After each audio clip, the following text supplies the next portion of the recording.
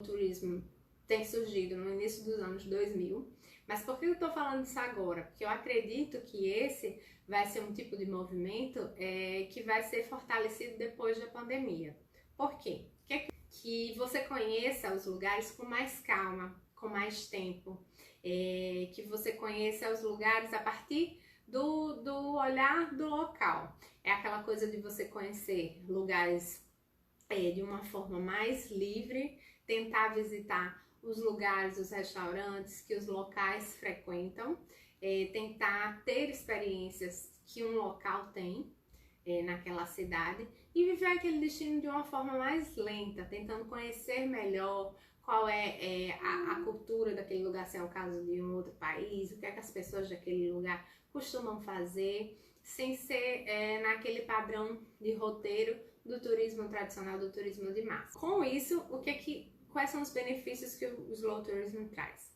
Eles visam também esse movimento que você viaje com mais sustentabilidade, com mais cuidado em não causar danos àquele lugar em termos ambientais, mas também em termos culturais.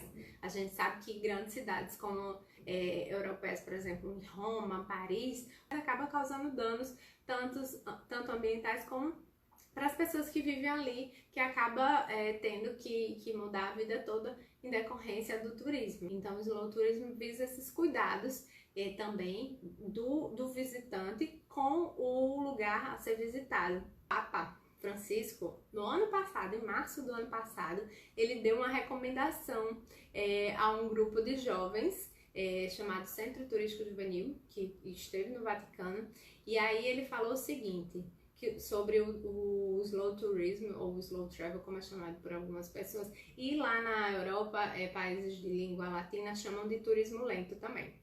Então ele falou que é um turismo que não é inspirado nos padrões do consumismo ou que deseja somente acumular experiências, mas que é capaz de favorecer o encontro entre pessoas e o território e fazer crescer o conhecimento e o respeito recíproco. Isso que eu acho que este é um momento que esse tipo de turismo vai ser beneficiado. Não é muito viável em grandes cidades. Então, é um turismo que você pode fazer em pequenas cidades, onde não tem tantas aglomerações.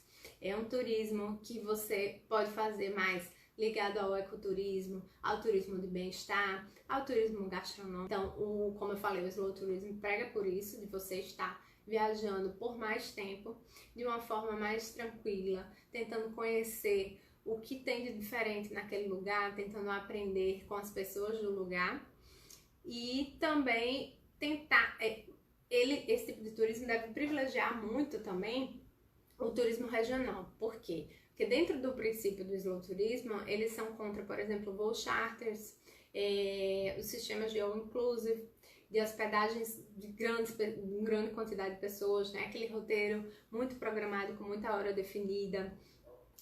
Então, o slow turismo, ele vai num caminho um pouco ao contrário do turismo mais de massa, do turismo massificado, que é uma tendência também nesse período agora de pós-pandemia. As pessoas, no primeiro momento, vão tender a procurar destinos mais próximos, que possam ir de carro, destinos que não tenham tantas pessoas e destinos que elas possam ficar mais tranquilas, sem esse medo de não, aqui tem um risco de contaminação ou algo assim. Isso, claro, falando se a gente não sabe se vai ter uma vacina, uma cura, como é que vai ser, né? Eu vi que em Portugal, na Itália e na Espanha, as pequenas cidades estão trabalhando isso. E para fazer parte desse turismo, desse slow turismo, slow travel, elas também recebem selos. Sabe aqueles selos que a gente tem aqui, por exemplo, de roteiros de charme? As localidades, as cidades que pretendem trabalhar com esse tipo de turismo têm que se adequar nesses quesitos, que é a questão da sustentabilidade, da hospitalidade, de inserir as pessoas do lugar, da região, para trabalharem com esse tipo de turismo. Esse tipo de turismo, ele vai além daquele must to see, daquela listinha que a gente faz das principais atrações no lugar. Você, dentro desse tipo de turismo, você tenta descobrir coisas novas, coisas que, como eu falei, mais os locais que fazem, às vezes nem os locais fazem, porque ainda não dão tanto valor àquele lugar, mas que de repente, para quem é de fora, pode ser algo interessante. As empresas profissionais de turismo podem também contribuir para esse tipo de turismo. Você pode oferecer opções que tenham que forneçam essas experiências, mas sem ter aquela coisa toda regrada para o seu cliente, para o seu consumidor. Você pode dar, por exemplo, a orientação de quais são as cidades que têm esse tipo de turismo, o que você pode fazer naquelas cidades, mas deixando sempre a possibilidade, a liberdade do seu cliente fazer e tentar encontrar as suas experiências por conta própria também. A gente já teve algumas experiências desse tipo de turismo em viagens que a gente fez. Eu tenho, assim, um perfil de quem gosta de fazer muitas coisas ao mesmo tempo, né? Sou aquariana.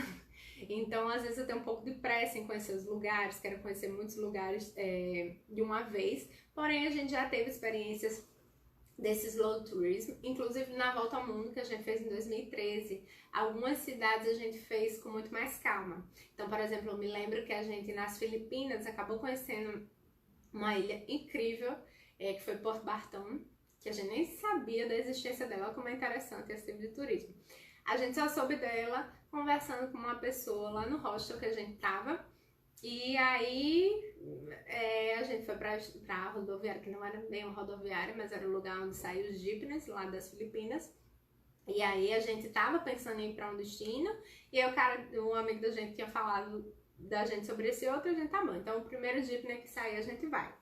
E acabou sendo esse jeepney para Porto Bartão. E lá a gente fez esse tipo de turismo, que foi maravilhoso. A gente fez passeio de barco que seriam pescadores de lá, né, que faziam esses passeios. O cara mesmo que fritava o peixe na brasa lá. E a gente conhecia ilhas que não estavam dentro de roteiros, de mapas de Lonely Planet da vida. Ilhas que ele mostrava porque ele conhecia. A gente conseguiu ver muito mais animais no Mercúrio porque ele levava para lugares específicos e que não tinha essa quantidade de gente para fazer. Então eram passeios muito exclusivos. Mas tudo era baseado nas pessoas que moravam ali, nos moradores de ali que ofereciam aquilo ainda de uma maneira ainda muito nada muito produzido para o turismo, muito simples ainda, mas que já era uma experiência fantástica, porque você acabava conhecendo de uma forma mais genuína o lugar.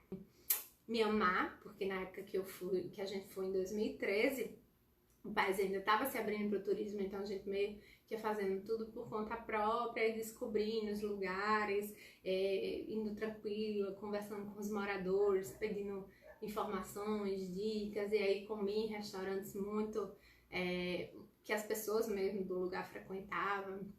Então, são experiências muito legais de você ter essa oportunidade, sentar, conversar com um monge num mosteiro, ou com crianças do lugar, com pessoas que trabalham ali, e aí você ter esse tempo de conhecer de fato.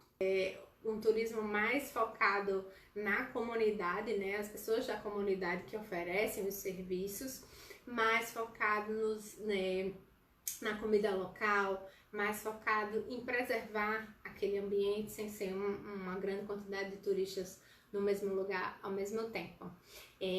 Essas formas assim de viagens de experiências que eu falei, de slow turismo, mais convencionais, como eu falei, é o turismo de voluntariado, de enoturismo, turismo rural, turismo de bem-estar, mas eu acredito que passado esse período, as pessoas vão pensar em outras formas de viajar, outros destinos que visem essa questão da viagem com mais calma, viagem aproveitando mais o destino, mais sustentáveis, né? Viagens que favoreçam mais as pessoas da localidade. E aí eu acredito muito que esse tipo de viagem vai crescer. As pessoas podem pensar assim, mas eu só tenho férias uma vez ao ano, ou férias de 15 dias, férias curtas. Nesse caso, eu não posso fazer esse tipo de turismo? Pode sim, só que ao invés de em 15 dias você pegar para conhecer 3, 4 cidades, você escolheria uma ou duas cidades que você pudesse ficar mais tranquilo naquele destino, você pudesse conhecer de uma forma mais a fundo do que você conheceria 2 dias, 3 dias. No momento de confinamento, de pandemia, as pessoas estão refletindo um pouco sobre isso. Por que a gente faz tudo de uma forma tão corrida? Ora, as férias é um momento que a gente deveria ter para descansar. E tem férias que a gente faz, viagens que a gente faz, férias que a gente tira, que a gente volta precisando de umas férias das férias. Porque a gente faz tudo de uma maneira muito corrida, tudo de uma maneira muito, às vezes a gente conhece os lugares de uma maneira muito superficial. Que esse movimento fala, né? É um movimento de você tentar aproveitar mais os lugares de forma mais tranquila, relaxando de verdade nas suas férias.